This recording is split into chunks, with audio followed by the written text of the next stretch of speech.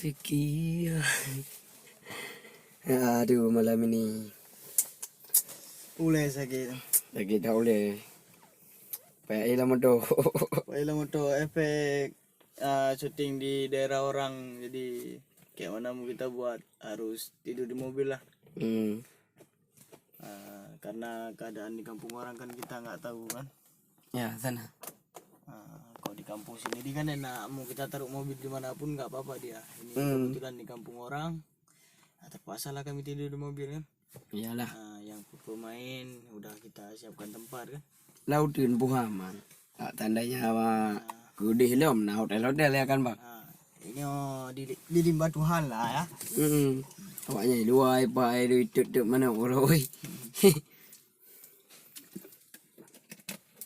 Minuman pun tinggal ini. Selalu ada aqua. Inilah yang terpenting, aqua. Ya, berjumpa lagi dengan kita Albana Production. Kebetulan malam ini kita berada di hutan Limbah Tuhan. Karena episode syuting besok berada di Tengah hutan. Jadi tempat tidur udah disiapkan tadi sama orang kampung sini. Tapi apa boleh buat, kami harus tidur di mobil karena kenyamanan di kampung ini kita nggak tahu kan. Iya. Walaupun dibilang sama orang desa sini aman, tapi kita tetap harus waspada kan. Iya. Daripada besok jalan kaki.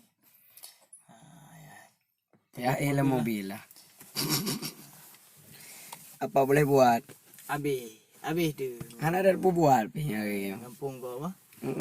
Jadi dah ilang motor lah ke mana pegat teman. Awaknya istirahat depan nak tengah dua, nak tengah itu mana. Di mana luar yang